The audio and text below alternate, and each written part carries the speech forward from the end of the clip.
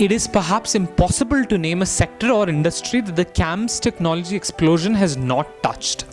Therefore, it should come as no surprise that manufacturing cycles as well as methodologies of traditional supply chain models are being relooked and reinvented. But what is the roadmap for India to leapfrog ahead with smart manufacturing? Valentijn de Leeuw, Vice President of the ARC Advisory Group Europe, speaks. With plant information systems that we have today, with operations management, MES that we have today, with internet that we have today, with automation networks that we have today, we can do already very smart things, smarter than we had yesterday.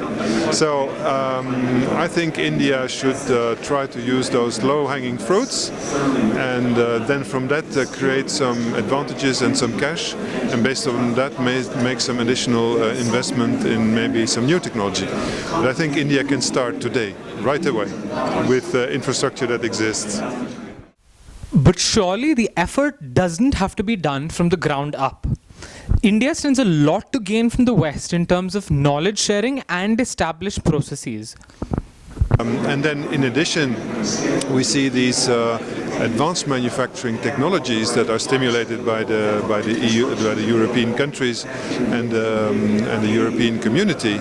And Indian companies can participate in those research projects when they have subsidiaries in Europe, and they can use the information. They can take it back to India and apply it wherever they want. So it's really an open system. It's not only restricted to Europe. Everyone can get access to that research information and apply it to smart manufacturing. And I would really recommend using that opportunity.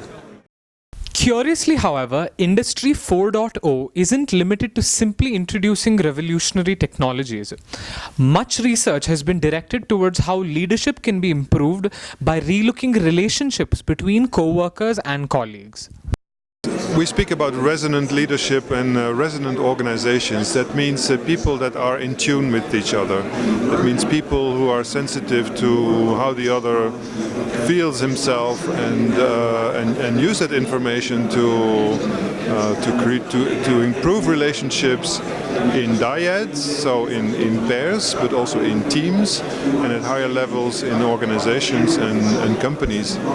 Now, if we change into a resonant leadership approach, we will try to make people envision great possibilities and wonderful new technologies and a way of working together in teams that are happy to be together, that complement each other, that have some solidarity, that support each other. And this way of thinking, this way of working puts the brain in a positive state that creates much more openness, that favors creativity and learning. And so organizations that are applying this resonant leadership approach are much more efficient and much more creative and actually much more productive. And the cost of it is zero. So we absolutely need to apply this right away. It's a culture change, absolutely.